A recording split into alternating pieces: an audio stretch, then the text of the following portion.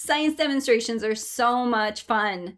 And if you're watching me, you're probably interested in inquiry-based methodology, three-dimensional learning, or using the NGSS. And so you might know about phenomenon, and you're thinking phenomenon equals fun. Phenomenon equals demonstrations every day. I would hit pause on that because phenomena were created for fun. Phenomena were created for connection to reality and also through lines and themes. Demonstrations, while so effective for creating interest in the moment, they aren't much more than just entertainment at the end of the day. They don't provide depth. When we start thinking about how we want to introduce our course to students, maybe like the first day of real content, we don't want them to just be interested in the course. We want them to start doing that work of learning. Hi, I'm Lisa, and this is Lab in Every Lesson. For 16 years, I've taught high school chemistry. And for probably 9 of those years, I didn't include an introduction to chemistry lesson in my course. I just jumped right into atomic structure. But then as time went on and I reworked the entire course for inquiry, I developed a core concepts unit that leveled the playing field for everyone and gave them the background reasoning they needed to go forward in an inquiry-based curriculum. When I did that, I added back an introduction to chemistry lesson. But the first go at it was like any first go at anything. It missed the mark just a little bit. I'm going to share that with you today. So before and after I applied what became a pretty trademark framework for me to build all of my lessons for any course that I'm teaching. So here we are, version 1.0, Why Study Chemistry lesson. And the objectives are not quite very specific. Students can't really follow them in order to know if they accomplished them. And honestly, they're just not even specific enough for you to know what's contained in the lesson. They simply say, let's identify the potential for reactions in everyday life and appreciate. Isn't that so nice? Appreciate the potential chemistry provides for solving complex problems. Now, this lesson in particular, I had students go directly to Nearpod because Nearpod was a shiny new object at my school. Not my favorite tool for a variety of reasons, still not a bad one, but the entire lesson lives in Nearpod. So we have to go there. So we get to the Nearpod and immediately we can imagine students working independently or in small groups. They're hit with this question, where can you find chemistry happening? So this would be similar to my present day review and preview.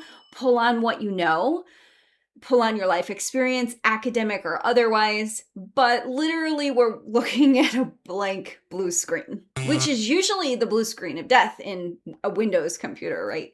So it's just wide open. Like I have nothing to prompt them besides where do you find chemistry happening? So a little too vague going on there. And then I introduce them to, hey, here's 3 places we can find chemistry: the Statue of Liberty and why it's green, the 4th of July and fireworks, and crude oil.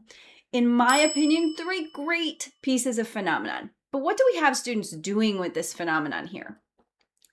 What do I have students doing with the phenomenon?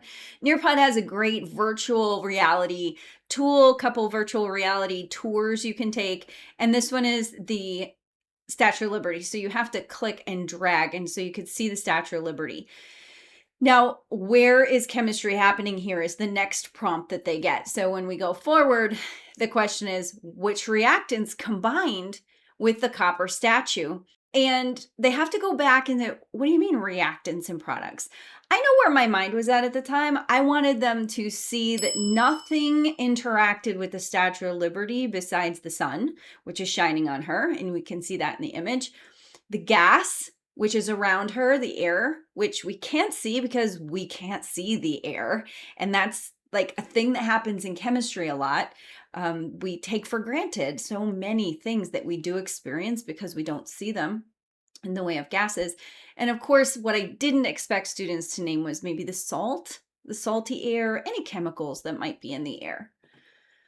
Okay, but after I prompt them to, hey, what reactants combine, then they get to see a video. So this is your typical kind of pedagogical approach to planning a lesson. Leave it wide open for them to ask for themselves give a little explore, and then give them the answer. Okay. After a follow-up question, which describes the oxidation of the copper statue, and I'm asking them to fit it into a type of chemistry.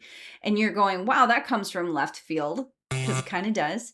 This is a central component, though, of what I want to introduce to them in why study chemistry, because there's so many different specific disciplines. And now we move on to fireworks. Final example, that crude oil ship, and it follows the exact same sort of sequence as the rest. That's all. And that's all, folks. Lesson summary, chemistry is happening around us all the time. When we understand chemistry, we can make more informed decisions as consumers and citizens, and then letting them know that, yes, you did this tour of energy and matter. That's chemistry. Let's go at it. A couple things this lesson did really well. Number one, phenomenon came first. We connected to real life scenarios in which chemistry plays a huge role. It is center stage. The other thing I did really well at the time was ask them questions before they encountered the scenario itself. So a warm up, what I now do as review and preview, which is get them thinking, get them in the wheelhouse, get them focused on that topic.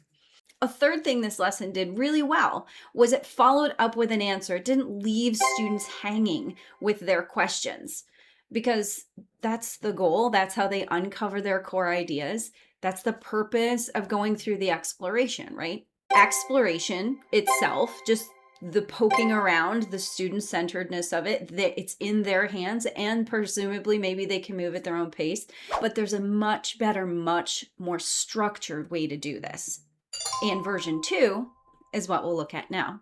So starting with those goals, I think we would all agree it's very much more clear what's going to happen in class on this particular day. Today I'm learning about the scope of chemistry as a discipline so that we can talk like chemists. That's an interesting one. So we could use the lingo and recognize how chemistry impacts society. So pulling in chemistry in the world, and this is the why of it, but what actually are we going to do in this lesson? We are going to hit some terms on the word wall, match different types of chemistry to their uses. So pulling in that 5 different areas piece. And then so specific here, using a text, identify innovations in an industry, medicine, agriculture, material development, or the environment that's made possible by chemistry. So we're not just identifying chemistry somewhere in the galaxy, and we're not just appreciating it. And then using a video, identifying a specific interesting chemical fact about a process within that industry. So numbers 3 and 4 here, they constitute the student's main learning experience. And we went on to use the different types of chemistry as a more formal warm-up, review, preview. So let's look at that first. This also arguably introduced as an inquiry-based piece, I would say, because students know nothing about this. They're given a few minutes to look at pictures and match them to these random words that they have maybe never encountered before. Some of them I was banking on, like biochemical. All the students in chemistry had previously been in biology. So they've seen DNA, bio plus chemistry. That should be a for sure. The other one, I guess, that they usually can do correctly on the first go is this picture over here. That's obviously 2 people studying something intently. Somebody's writing things down. There's lots of inferences to be made from that image that are pertaining to analytical.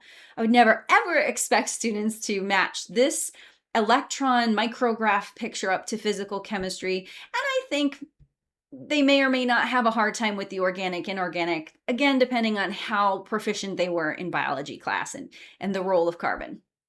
Great class warm-up, great way to get students talking about what they see, great way to focus them on observations and this idea that no one's really wrong. We all have reasons for assigning them the way they did, but yeah, there's kind of a correct answer here. And we can talk about all of those things. And so there's the reveal.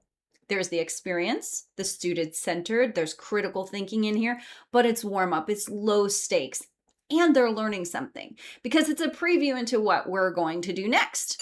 Okay, here highlighting again, it's going to be medicine, materials, agriculture, and the environment. Student-centered action is not just students doing the thing, having control over the thing. Also, choice is a big one, and collaboration is an even bigger one. So when we deliver this lesson, we can deliver it so everybody doesn't have to do everything. We can divide and conquer. One small group takes medicine, one small group takes materials, one small group takes agriculture, and a fourth takes the environment. And then we spend another period making presentations to the class. Students teaching students. That's student-centered in a much more profound way than looking through a VR at your own pace. Now, this is the actual student artifact that they're going to complete when they do this activity. We have medicine, agriculture, material design, and the environment. And you'll notice in the design, they don't really change too much. They're all very similar, and that the top prompt is all about what innovations have been made possible in chemistry. Everybody, every group, every individual, whoever's doing this, answers that question. And when they're completing this, by the way, I'm sending them to a virtual textbook by CK12, which is totally amazing because you can edit it yourself, which is actually how I embedded the videos that is in the bottom half of this artifact. So in the second portion of every artifact, there's a specific scenario I want them to look at now through that lens of where's the chemistry. Details about the chemistry of fear, the molecules involved, what they look like, and what did they do. In agriculture, we've got the chemistry of flower color. What are the molecules involved? And what about the molecules allows them to be colored? In material design, the chemistry of skis and how we get torsional rigidity. What type of material gives skis the smooth, shiny exterior? There's a little bit of extraneous research here also. And in environment, the largest oil spill in history. Students usually really love this one. It's more of a basic question and answer, but it requires them to watch that video very closely. So presumably each group gets one page that they look at. And after class, if they would like to explore the rest on their own, they certainly can explore those other areas as well and not miss out on any of the original source material. And that's it. Then what a wonderful second day we have, kind of collaborating and having students get comfortable speaking with the other students and teaching the other students. It is a fabulous way to emphasize science and engineering practice, of which collecting, like obtaining, collecting, communicating information is one. So you might be looking at this as just a web quest. Well, what's the big deal here? She's got a web quest. She's sending students to a website. They're getting information. They're answering questions. Is that really a big deal? It's what's happening as a verb. What are the students doing that is important here? And as a first day of real content in your class, not necessarily the first day you ever meet them, not the first day of back to school, but the first day you get serious and hunker down and start teaching your course. Perhaps the best part of this lesson is that it doesn't have a core idea, but you're still able to give students an experience for which they're able to give you back evidence that they've interacted, evidence that they've learned, evidence that they went through that critical thought, or even just the motions at this point. You have followed through on your commitment to them that you've already presumably shared, that your class is going to be different than every other science class they've had before them. And they're really going to be accountable, not only to you for completing the work, but maybe even to their classmates also, so that they get a great experience in your class as well.